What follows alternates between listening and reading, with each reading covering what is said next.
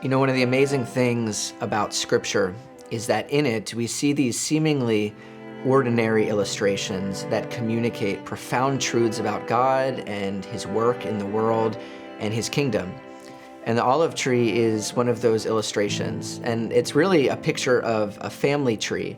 What we see described is that there's this olive tree with two types of branches that are being attached to it.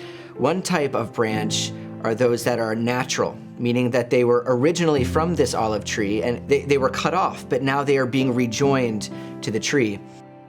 On the other hand, we see that there are these wild olive shoots that are also being connected to the tree, ones that weren't from it originally. And yet the scripture says that they now both share in this root of richness, the covenant promises that God made to the patriarchs Abraham, Isaac, and Jacob, which were received through faith.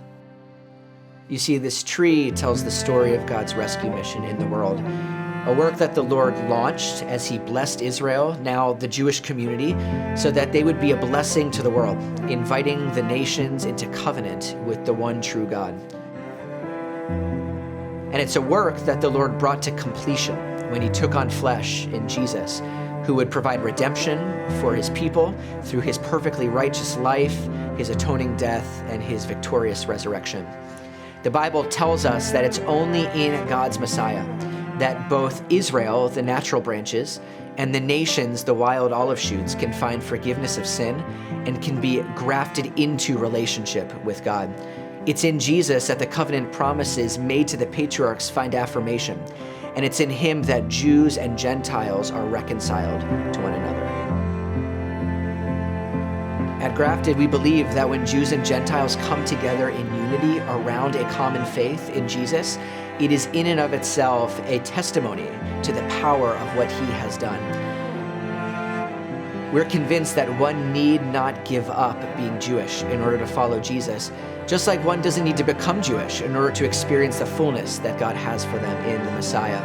And so our heart is really to be a community that values the richness of our Jewish heritage while still recognizing that there is beauty in worship that reflects the fact that the gospel has gone to the nations.